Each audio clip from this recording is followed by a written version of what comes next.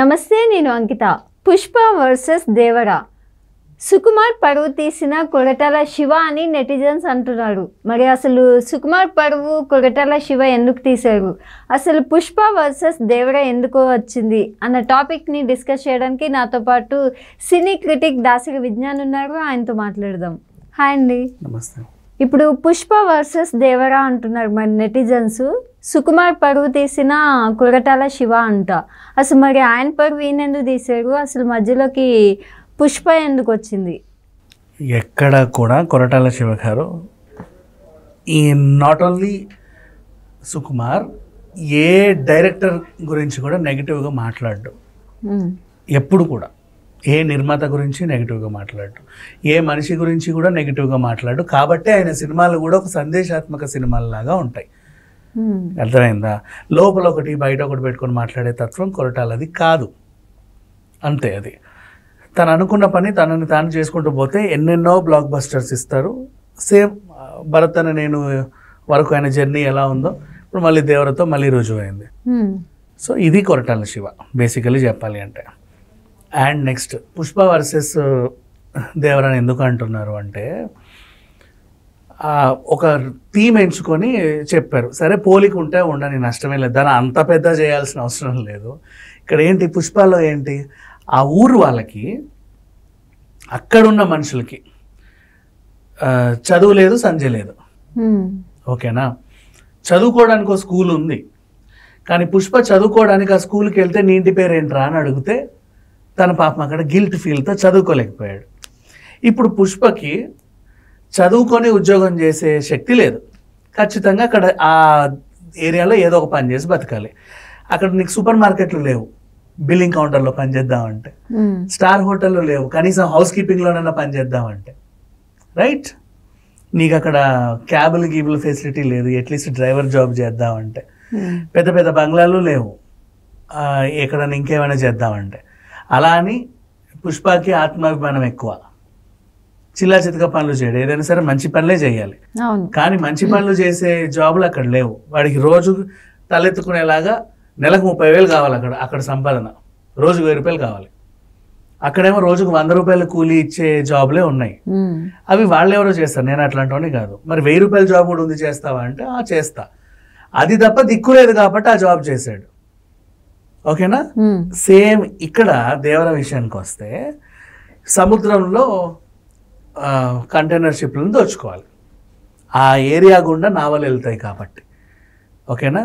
వాళ్ళు మంచి చేయొచ్చు, ఇంకేమైనా చేయొచ్చు, వాట్ ఎవర్. వాళ్ళకి అంటే ఇంకోలా కూడా బ్రతకొచ్చేమో, కానీ వీళ్ళకి ఆప్షన్ లేక కాదు. మళ్ళీ ఇక్కడ చెప్తున్నాను, ఇప్పుడు పుష్ప వర్సెస్ దేవర అంటున్నారు కదా, పుష్పకి అక్కడ ఆప్షన్ లేదు, దేవరకి ఇక్కడ ఆప్షన్స్ ఉన్నాయి. దేవరే చెప్పాడు అది. ఒరే స్మగ్లింగ్ చేసుకునే బదులు చేపలు పట్టుకోవచ్చు కదరా, చేపలు అమ్ముకొని రాజులా బతుకోవచ్చు కదా. ఓకే, అంతేనా? అలా అని చెప్పి పుష్పని కూడా ఈ స్మగ్లింగ్ చేసే బదులు అడవులో ఏమన్నా పండ్లు అమ్ముకోవచ్చు కదా అంటే ఆయన ఏమి ఆ టైప్ పుష్ప కాదు. ఆయన క్యారెక్టర్ వేరు, మళ్ళీ ఆత్మాభిమానం ఎక్కువ. ఇక్కడ ఏంటంటే వీళ్ళకి ఆప్షన్స్ ఉన్నాయి, అయినా సరే వీళ్ళు స్మగ్లింగ్నే ఎంచుకున్నారు. సరే ఇక్కడ ఏంటంటే ఆ ఏరియాలో వాళ్ళు స్మగ్లింగ్ చేయడానికి ఎలాంటి స్మగ్లింగ్ చేశారు, ఆయుధాల స్మగ్లింగ్ నోవల నుంచి.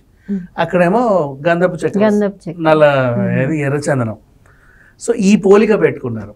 పోలిక పెట్టిన గాడిద ఎవడో నాకు తెలియదు, కానీ వాళ్ళకి అసలు ఏమైనా సెన్స్ ఉందో లేదో ఈ నెటిజన్స్ ఎవరైనా సరే నాకు అనవసరం. అసలు ఆ సినిమాకి ఈ సినిమాకి సంబంధమే లేదు. ఎగ్జాక్ట్లీ. నీకు అంతగా పోలిక పెట్టుకోవాలంటే కొరటాల సినిమాకే పోలిక పెట్టుకో. మిర్చి మాధవి ఉందా, ఆవిడ ఒక యాక్షన్ చేసిందా, అలాంటి సీన్ ఇందులో ఒకటి రిపీట్ అయింది, పెట్టుకు తప్పు లేదు. ఆ కొరటాల సినిమా కాబట్టి నష్టమే ఇలా. బాహుబలికి దీనికి పోలిక పెట్టు. ఇంటర్వెల్ బ్యాంగ్ ముందు అక్కడ బాహుబలిని మనం చంపాలి ఖచ్చితంగా అని చెప్పి రమ్యకృష్ణ వీళ్ళు ఎలా ప్లాన్లు వేసుకున్నారో, ఇక్కడ కూడా ఆ టైప్ బిల్డప్ శ్రీకాంత్తో చేయించారు. అది బాగా పండింది, బాహుబలే గుర్తు వస్తుంది విత్ బ్యాక్గ్రౌండ్ మ్యూజిక్ అన్ని కలిపినా కూడా. ఇట్లా పోలిక పెట్టుకో, తప్పులేదు. పుష్పకి దీనికి సంబంధమే లే చెప్పాలి అంటే, అసలు ఏ కోసమే సంబంధం లేదు. హీరోయిన్తో పోల్చు కావాలంటే, హీరోయిన్ రంగస్థలం లాగా డీ గ్లామర్డ్గా ఉంది, పుష్ప శ్రీవల్లి లాగా డీ గ్లామర్డ్గా ఉంది, ఆయన బాగా చేసింది అని అట్లా చెప్పుకో. పుష్పకి దీనికి ఎక్కడా కూడా సంబంధం లేదు, వాళ్ళు అలా పెట్టుకున్నారు అంతే. అండ్ నెక్స్ట్ కొరటాల శివ గారికి ఏ డైరెక్టర్ అయినా సరే చాలా ఇది ఉంటుంది, కోర్ నుంచి తను లోపల నుంచి హార్ట్ఫుల్గా వాళ్ళని అప్రిషియేట్ చేస్తారు. మంచి ఉంటే తీసుకుంటాడు, ఏదైనా చెడు ఉన్నా సరే నిర్భయంగా చెప్తారు నాకు ఇది నచ్చలేదండి అని. అది ఆ మనిషి తత్వం అలాంటిది, అంతే, అంతమించి ఇంకేమీ లేదు. తను ఎప్పుడు కూడా ఫ్లాప్ సినిమా తీయాలనుకోడు, అసలు సందేశం లేకుండా సినిమా తీయాలని అసలు అనుకోడు. ఖచ్చితంగా ఒక సందేశం ఇవ్వాలి. ఇప్పుడు దీంట్లో దేవరలో కూడా అక్రమ మార్గంలో సంపాదించకంటారా సక్రమ మార్గంలో సంపాదించండి అని ఒక నీతి చెప్పాడు. రేపటి రోజు దొంగతనాలు చేసేవాడికి వాడంతా కష్టపడి గోడ దూకి వెళ్ళి నగలు తెస్తే పోలీసులు పట్టుకుంటే వాడి జీవితం నాశనం. అవునా? వాడు పైనుంచి కింద పడ్డా వాడికి నాశనం, అదో రిస్క్. వాడి చుట్టూ మళ్ళీ ఫ్యామిలీ వీడిని గణపాపానికి కోర్టుల చుట్టూ పోలీసులు తిరుగుతా జీవితకాలం గడిపేయాలి. పోనీ రిలీజ్ అయ్యి బయటకు వచ్చిన ఊర్లో పరువు ఉంటుందా? ఆడరా దొంగనా కొడుకు అంటారా? మరి వాడికి ఇది లేదు. రేప్ చేసే వాళ్ళకి సమాజంలో ఇది లేదు, దోచుకునే వాళ్ళకి అంటే అక్రమ మార్గంలో సంపాదించే వాళ్ళకి, అమ్మాయి మేడలో చైన్ స్నాచింగ్ చేస్తాడు దొరికాడు అనుకో, వాడికి సమాజంలో గౌరవం ఉండదు, ఏముండదు. ఇంకేమైనా చిట్టీలు పాడి ఎత్తేయడం, ఉద్యోగాలు ఇస్తాను మోసం చేయడం, లేకపోతే జేబులు దోపిడీలు చేయడం, ఫ్రెండ్ అని నమ్మించి ఇంట్లోకి వచ్చి నగలు ఎత్తుకొని వెళ్ళడం, ఏదన్నా ఇట్లాంటి దొంగతనాలకి బోల్డ్ అని ఉంటాయి మార్గాలు. అండ్ అవతలని దోచుకోవాలన్నా బోల్డ్ మార్గాలు ఉంటాయి. సైబర్ క్రైమ్లు, వాడి ఏటీఎం తీసుకొని వాడికి తెలియకుండా డ్రా చేసి పెట్టడం, వాడి కార్డు తీసుకొని వాడికి తెలియకుండా పాస్వర్డ్ బ్యాడ్ చేయడం, ఫ్రెండ్ ఫోన్ తీసుకొని వాడి పడుకున్నప్పుడు వాడి ఫింగర్ ప్రింట్ వేసి గూగుల్ పే నుంచి డబ్బులు దొంగతనం చేయడం, ఇట్లాంటి కేసులు బోల్డ్ అని చదువుతున్నాం రోజు. సో ఇవన్నీ ఉంటాయి కదా. ఇట్లా సంపాదించుకోకండిరా, పరువు పొద్ది. మీరు బతుకున్నంత కాలం ఒక ఏడాచి వాడంట అని బతుకుతారు. అదే నిజాయితీగా నువ్వు సక్రమంగా సంపాదించు, రూపాయే సంపాదించు, నీ ఇంట్లో వాళ్ళు బాగుంటారు, నువ్వు బాగుంటావు, రాజులా ఉంటావు, సమాజంలో గౌరవం ఉంటుంది. ఇది వాళ్ళు చెప్పింది. ఇలాంటి నీతి కొరటాల మాత్రమే చెప్పగలడు.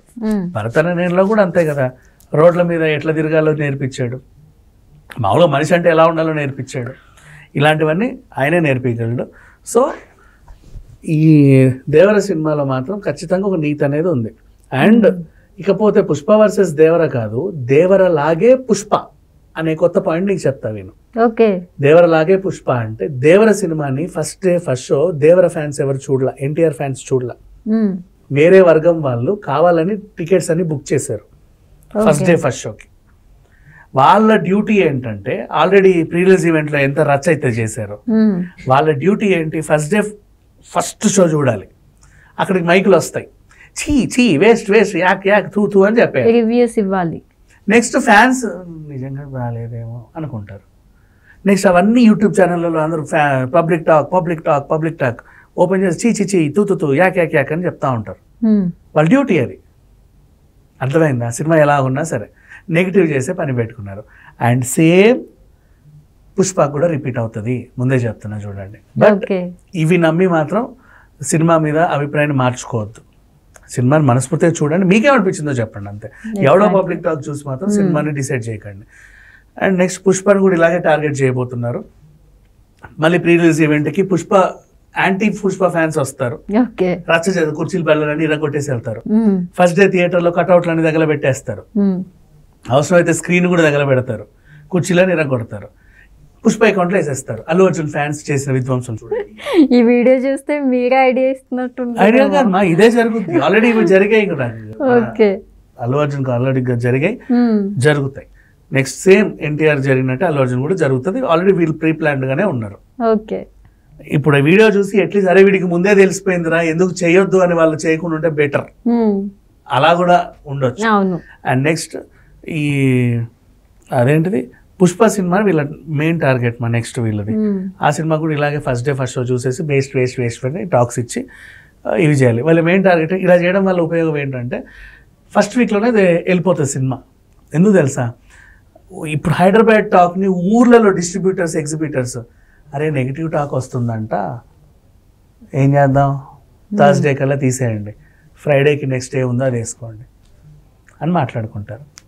ఆల్రెడీ ఒప్పందం చేసేసుకుంటారు ఫ్రైడే నుంచి నెక్స్ట్ సినిమా. అంటే ఇవన్నీ చేయడం వల్ల వాళ్ళకి యూస్ ఏంటి, అటు పుష్పను కాకుండా ఇటు దేవరాని రెండిట్లని నెగిటివ్ చేయడం వల్ల? అంటే పుష్ప ఫ్యాన్స్ వర్సెస్ వాళ్ళ హీరో ఫ్యాన్స్ ఉన్నప్పుడు, ఎన్టీఆర్ ఫ్యాన్స్ వర్సెస్ వాళ్ళ హీరో ఫ్యాన్స్ ఉన్నప్పుడు, మా హీరోని మీరు ఓకే యా నెగ్గించుకొని మీరే వేస్ట్ అని ప్రపంచంలో నిరూపించడానికి వీళ్ళు ఎంచుకున్న చర్య అన్నమాట ఇది. ఓకే అది సంగతి. ఓకే థ్యాంక్ యూ అండి.